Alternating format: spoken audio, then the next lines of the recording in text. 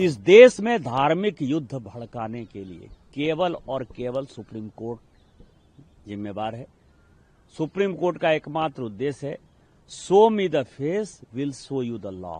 हिंसा अगर आपको याद होगा तो सुप्रीम कोर्ट में मामला पहुंचने के पहले हो चुका था, इसलिए सुप्रीम कोर्ट के पहुंचने के बाद अगर सच पूछिए तो हिंसा कम हुई है। वक्फ कानून की इतनी चर्चा हुई, कुछ देर पहले ही बीजेपी सांसद वरिष्ठ नेता निशिकांत दुबे जी का एक ट्वीट आया। उन्होंने कहा कि अगर सारे कानून सुप्रीम कोर्ट को ही बनाने हैं तो पार्लियामेंट के दरवाजों को बंद कर देना चाहिए। इसको लेकर के जब हमने एक एक्सक्लूसिव इंटरव्यू उनका किया तो इस दौरान उन्होंने कहा कि जितनी जगहों पर हिंसा हो रही है वक्फ कानून को लेकर के, उसके जिम्मेदार सोली एक पर्सन है, सीजेआई संजीव खन्ना साहब। देखिए, ये बहुत ही इर्रिस्पॉन्सिबल स्टेटमेंट है, बहुत ही इसमें मैं कहूंगा गैर जिम्मेदार इस तरह का स्टेटमेंट है। हिंसा अगर आपको याद होगा तो सुप्रीम कोर्ट में मामला पहुंचने के पहले हो चुका था, इसलिए सुप्रीम कोर्ट के पहुंचने के बाद अगर सच पूछिए तो हिंसा कम हुई है। सुप्रीम कोर्ट ने जब थोड़ी बहुत दिखाई है, जो एंटरटेन किया है रिट को और जो भी प्रॉब्लम्स है उसको समझने की कोशिश की है, तो लोगों को विश्वास हो रहा है कि एक न्याय प्रणाली में हम लोगों को अगर हमारे खिलाफ कुछ अगर कानून गलत बन रहा है या हमारे मौलिक अधिकारों का कोई उल्लंघन हो रहा है तो सुप्रीम कोर्ट हमारे बचाव के लिए है। इसलिए हिंसा सुप्रीम कोर्ट के मामले आने के बाद से नहीं हुई है।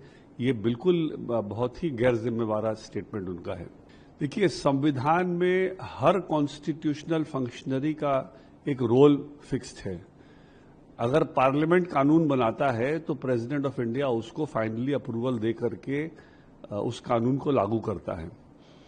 आप प्रॉब्लम कहां आ रही है? प्रॉब्लम आ रही है कि स्टेट लेजिस्लेचर अगर कानून बनाता है और कोई ऐसा कानून है, कुछ ऐसे कानून होते हैं जिसमें कि प्रेसिडेंट ऑफ इंडिया का अप्रूवल का जरूरत होता है, तो वहां प्रेसिडेंट ऑफ इंडिया डिले कर सकते हैं या नहीं कर सकते, क्वेश्चन ये उठता है।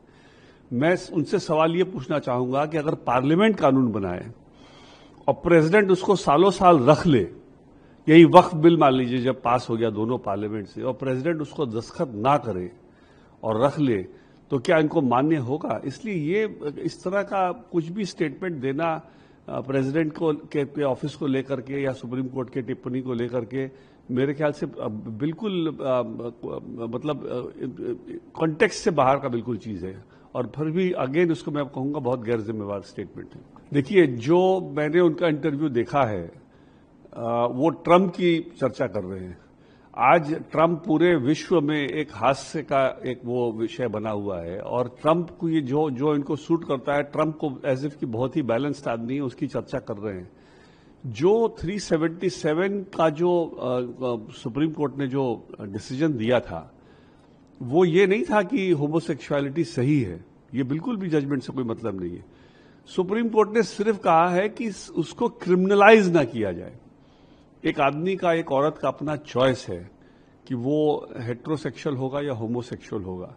अगर वो होमोसेक्सुअल है तो ठीक है, आप उसको सामाजिक भले उसको वो ना अप्रूवल ना दें, लेकिन उसको क्रिमिनल तो नहीं बना सकते ना। क्रिमिनलिटी कहां से उसमें आप कह सकते हैं? क्रिमिनलिटी बनाने का तो पूरे विश्व में आज के दिन ये क्रिमिनलिटी नहीं है, तो इसलिए 377 सिर्फ क्रिमिनलिटी की बात है, ये नहीं कि कोई होमोसेक्सुअलिटी को कोई सुप्रीम कोर्ट ने कुछ स्टैंप ऑफ अप्रूवल दिया है। बिल्कुल गलत। मतलब ये बिना सोचे समझे अगर कोई स्टेटमेंट देता रहे और सुप्रीम कोर्ट की गरिमा को गिराने की कोशिश करे तो मेरे हिसाब से हम लोग सबका एक उत्तरदायित्व बनता है कि कॉन्स्टिट्यूशनल स्कीम की जो रूपरेखा है उसको बरकरार रखें और देखें कि ऐसे ऐसे गैर जिम्मेवार स्टेटमेंट्स जो हैं इनको जल्दी से जल्दी इनको वो किया जाए, मतलब निंदा की जाए इनकी। ये भी बहुत ही, फिर से मैं कहूंगा, बहुत ही गैर जिम्मेवार स्टेटमेंट है, बहुत ही क्या कहा जाए इर्रिस्पॉन्सिबल अगर मैं वर्ड यूज करूं या और भी स्ट्रांग वर्ड यूज करूं उसके लिए।